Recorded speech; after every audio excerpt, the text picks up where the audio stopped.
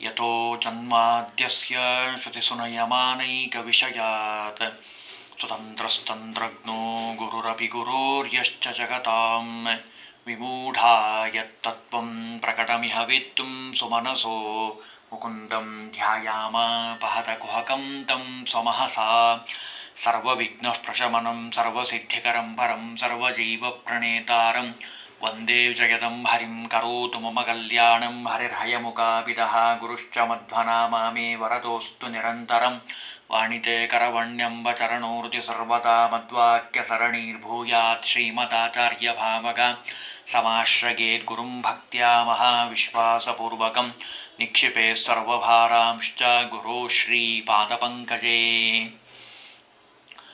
ಬ್ರಹ್ಮವೈವರ್ತ ಪುರಾಣದಲ್ಲಿ ಅನೇಕ ವಿಷಯಗಳನ್ನು ನಾವು ಈ ವಿಭಾಗದಲ್ಲಿ ತಿಳಿಲಿಕ್ಕೆ ಪ್ರಯತ್ನವನ್ನು ಮಾಡಿದ್ದೇವೆ. ಕೃಷ್ಣ ಪರಮಾತ್ಮನ ದಿವ್ಯವಾದ ಮಹಿಮೆಯನ್ನು ಬ್ರಹ್ಮವೈವರ್ತ ಪುರಾಣ ಬಹಳ ವಿಸ್ತಾರವಾಗಿ ತಿಳಿಸಿರುವಂಥದ್ದು. ಅನೇಕ ದೇವತೆಗಳ ಮಹಿಮೆಯನ್ನು ಈ ಬ್ರಹ್ಮವೈವರ್ತ ಪುರಾಣ ನಮಗೆ ತಿಳಿಸ್ತಾ ಇದೆ. ಸಾಮಾನ್ಯವಾಗಿ ಅನೇಕ ಜನ ಪೋಷಕರು ಹೇಳ್ತಾ ಇರ್ತಾರೆ, ನೀವೆಲ್ಲ ಕೇಳಿರ್ತೀರಿ, ಬಹಳಷ್ಟು ಓದಬೇಕು, ಚೆನ್ನಾಗಿ ಕಲಿಬೇಕು, ಜ್ಞಾನವನ್ನು ಸಂಪಾದನೆ ಮಾಡಬೇಕು ಅಂತ ತಮ್ಮ ಮಕ್ಕಳು ಚೆನ್ನಾಗಿ ಓದಲಿ ಅಂತ ಹೇಳಿ ಒಳ್ಳೆಯ ಶಾಲೆಗೆ ಸೇರಿಸ್ತಾರೆ. ಚೆನ್ನಾಗಿ ಜ್ಞಾನ ಸಂಪಾದನೆ ಮಾಡಲಿ ಅಂತ ಅಪೇಕ್ಷೆ ಇದೆ. ಆದರೆ ನಮ್ಮ ಹುಡುಗ ಅಥವಾ ನಮ್ಮ ಹುಡುಗಿ ಮಗಳು ಇನ್ನೂ ಚೆನ್ನಾಗಿ ಓದಬೇಕು ಅಂತ ಬಹಳ ಜನಕ್ಕೆ ಅಪೇಕ್ಷೆ ಇದೆ. ರ್ಯಾಂಕ್ ಬರಬೇಕು, ಸ್ಕೂಲ್ನಲ್ಲಿ ಫಸ್ಟ್ ಬರಬೇಕು ಅನ್ನೋ ಅಪೇಕ್ಷೆ ಇದೆ. ಅಂಥವರಿಗೆ ಒಂದು ಸುಲಭವಾದ ಉಪಾಯವನ್ನು ಬ್ರಹ್ಮವೈವರ್ತ ಪುರಾಣ ಬಹಳ ಸುಂದರವಾಗಿ ತಿಳಿಸ್ತದೆ. ಪೂಜಾ ವಿಧಾನಂ ಸ್ತವನಂ. ನಾರದರು ಹೇಳ್ತಾ ಇರುವಂಥ ಮಾತಿದು. ಕೇಳ್ತಾರೆ ನಾರದರು, ಭಗವಂತ ಉತ್ತರ ಕೊಡ್ತಾ ಇದ್ದಾನೆ. ಧ್ಯಾನಂ ಕವಚಮೀಪ್ಸಿತಂ. ಒಳ್ಳೆಯ ಸುಂದರವಾದ ಒಂದು ಕವಚವನ್ನು ನಮಗೆ ಹೇಳಬೇಕು. ಆ ಕವಚ ಸರ್ವವಿದ್ಯಾಭಿಮಾನಿಯಾಗಿರುವಂತಹ ಸರಸ್ವತೀ ದೇವಿದಾಗಿರಬೇಕು. ಅದನ್ನು ನಾವು ಕೇಳಲಿಕ್ಕೆ ಕೂತಿದ್ದೀವಿ ಅಂತ ಕೇಳಿದಾಗ, ವದವೇದ ವಿದಾಂ ಶ್ರೇಷ್ಠ ಶ್ರೋತುಂ ಕೌತೂಹಲಂ ಮಮ ವರ್ಧತೆ ಸಾಂಪ್ರತಂ. ಒಳ್ಳೆಯ ಬುದ್ಧಿ ವರ್ಧನೆ ಆಗಬೇಕು, ಒಳ್ಳೆಯ ಜ್ಞಾನ ಬರಬೇಕು, ಹಾಗೆ ನಮಗೆ ಒಂದು ಒಳ್ಳೆಯ ಕವಚವನ್ನು ನೀವು ಹೇಳಬೇಕು ಅಂತ ಆ ಭಗವಂತನಲ್ಲಿ ಪ್ರಾರ್ಥನೆಯನ್ನು ಮಾಡಿದ್ದಾರೆ. ಭಗವಂತ, ಆಗ್ಲಪ್ಪ ಹೇಳ್ತೀನಿ ಕೇಳು, ಶೃಣು ನಾರದ ವಕ್ಷಾಮಿ. ನಾರದ, ನೀ ಕೇಳ್ತಾ ಇದ್ದೀಯಲ್ಲಪ್ಪ, ನಿಂಗೆ ಹೇಳ್ತೀನಿ ಕೇಳು, ಅವಶ್ಯವಾಗಿ ಕೇಳು. ಸರಸ್ವತ್ಯಾ ಪೂಜಾ ವಿಧಿ ಸಮನ್ವಿತಾಂ. ಸರಸ್ವತಿ ಸರ್ವವೇದಾಭಿಮಾನಿಯಾಗಿರುವಂತಹ ಭಾರತಿ ಅಂತ ಅವಳನ್ನು ಕರೀತಾರೆ, ಸರಸ್ವತಿ ಅಂತ ಕರೀತಾರೆ. ಭಾರತೀ ದೇವಿಯೇ ಸರಸ್ವತಿ ಆಗುವಂಥದ್ದು. ಹಾಗಾಗಿ ಅವಳ ಪೂಜೆಯನ್ನು ಅವಶ್ಯವಾಗಿ ಮಾಡಬೇಕು.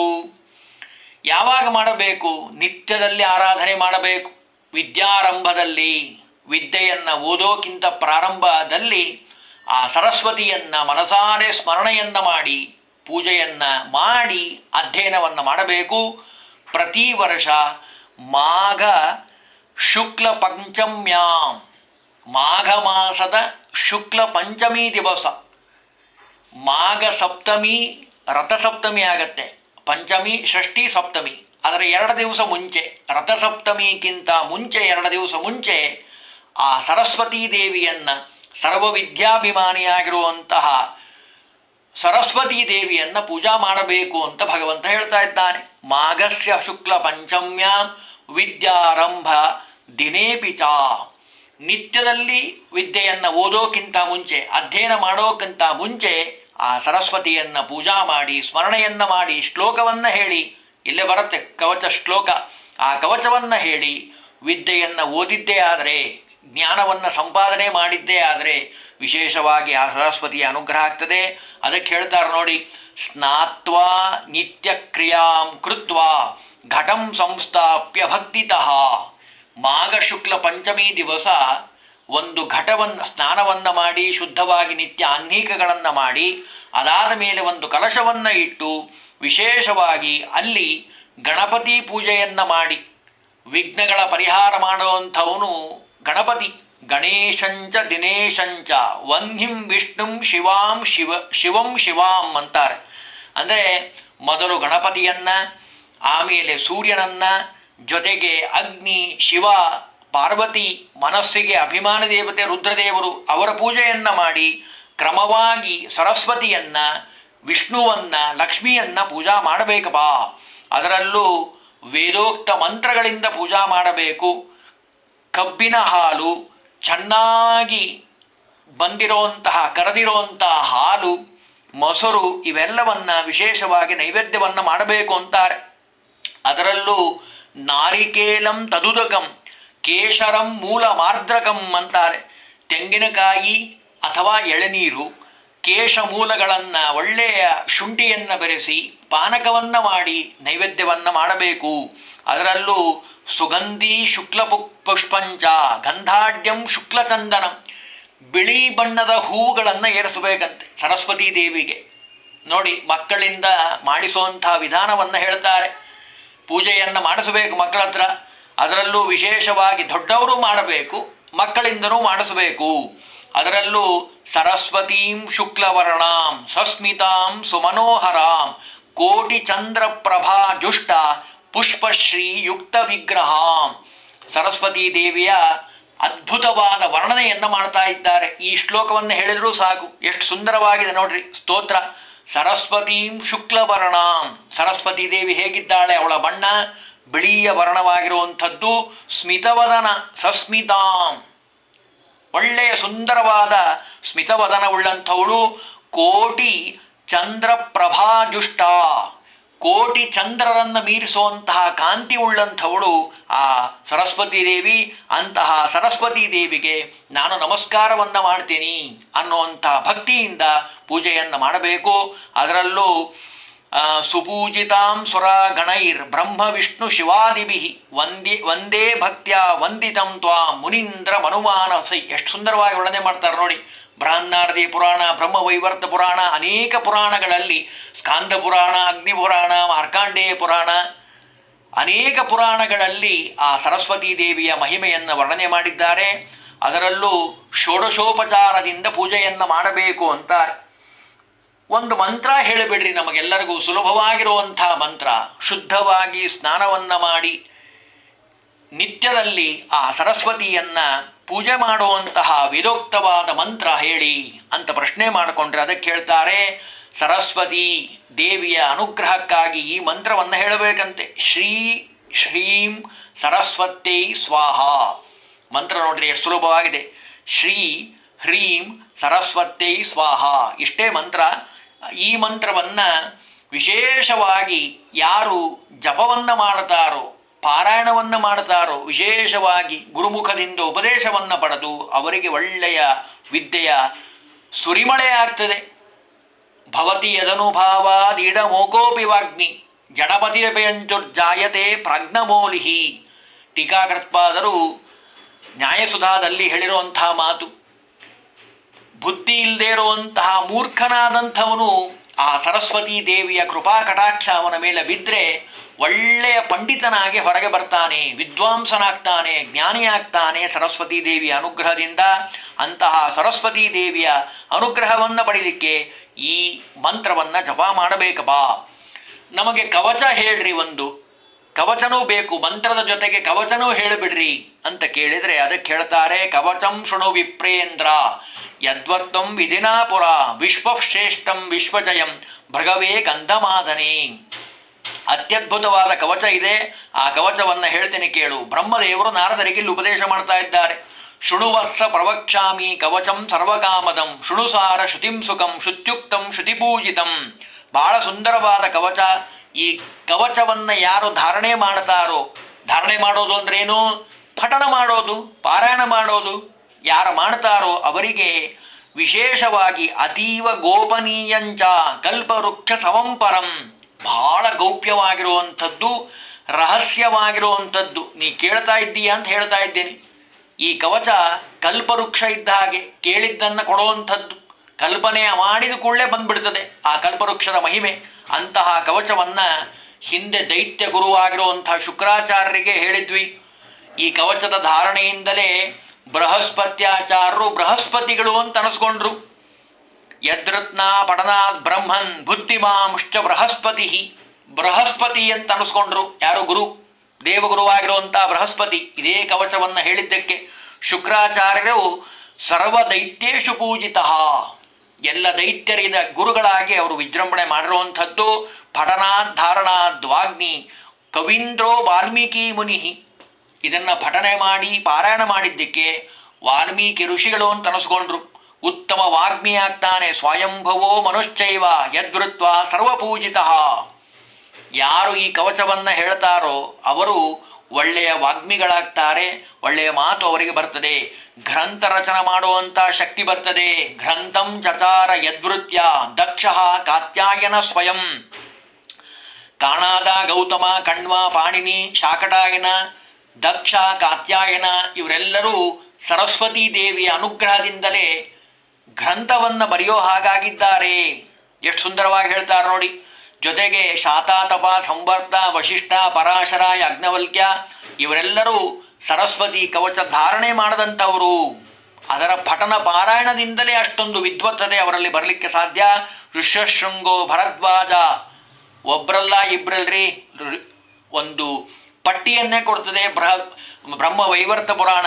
ಋಷ್ಯಶೃಂಗ, ಭರದ್ವಾಜ, ಆಸ್ತಿಕ, ದೇವಲ, ಜೈಗೀಶೈವ್ಯ, ಜಾಬಾಲಿ ಇವರೆಲ್ಲರೂ ಈ ಕವಚವನ್ನು ಧಾರಣೆ ಮಾಡಿದ್ದಾರೆ. ಅದರಲ್ಲೂ ಓಂ ಹ್ರೀಂ ಸರಸ್ವತೈ ಸ್ವಾಹ ಈ ಮಂತ್ರವನ್ನು ಯಾರು ಪಠನ ಪಾರಾಯಣವನ್ನು ಮಾಡ್ತಾರೋ ಅವರಿಗೆ ಎಲ್ಲ ರೀತಿಯ ಸುಖ ಅವರಿಗೆ ಸಿಗ್ತದೆ. ಅದು ಹೇಳ್ತಾರೆ ನೋಡಿ. ಓಂ ಅದಾದ ಮೇಲೆ ಎರಡನೇ ಮಂತ್ರ ಶ್ರೀಂ ವಾಗ್ದೇವತಾಯೈ ಸ್ವಾಹ. ಈ ಮಂತ್ರವನ್ನು ಹೇಳಬೇಕಂತೆ. ನೋಡಿ ಎಷ್ಟು ಸುಂದರವಾಗಿ ಹೇಳ್ತಾರೆ. ಓಂ ಹ್ರೀಂ ಸರಸ್ವತೈ ಸ್ವಾಹ ಶಿರೋಮೇ ಪಾತು ಸರ್ವದಃ. ಆ ಮಂತ್ರ ನನ್ನನ್ನು ಶಿರಸ್ಸನ್ನು ರಕ್ಷಣೆ ಮಾಡಲಿ. ಶ್ರೀಂ ವಾಗ್ದೇವತಾಯೈ ಸ್ವಾಹ ಫಾಲಂ ಮೇ ಸರ್ವದಾನವತ್ತು. ನನ್ನ ಹಣೆಯನ್ನು ಈ ಮಂತ್ರವನ್ನು ರಕ್ಷಣೆ ಮಾಡಲಿ. ಓಂ ಸರಸ್ವತೈ ಸ್ವಾಹ ಸರಸ್ವತೇ ಸ್ವಾಹೇತಿ ಶ್ರೋತ್ರಂ ಪಾತು ನಿರಂತರಂ. ಓಂ ಸರಸ್ವತೈ ಸ್ವಾಹ ಅನ್ನೋ ಮಂತ್ರ ನನ್ನ ಕಿವಿಯನ್ನು ರಕ್ಷಣೆ ಮಾಡಲಿ. ಆಮೇಲೆ ಓಂ ಶ್ರೀಂ ಹ್ರೀಂ ಭಾರತ್ಯೈ ಸ್ವಾಹ ಅನ್ನೋ ಮಂತ್ರ ನನ್ನ ಎರಡು ಕಣ್ಣುಗಳನ್ನು ರಕ್ಷಣೆ ಮಾಡಲಿ. ಎಷ್ಟು ಸುಂದರವಾಗಿ ಹೇಳ್ತಾರೆ. ನೇತ್ರಯುಗ್ಮಂ ಸದಾವತು.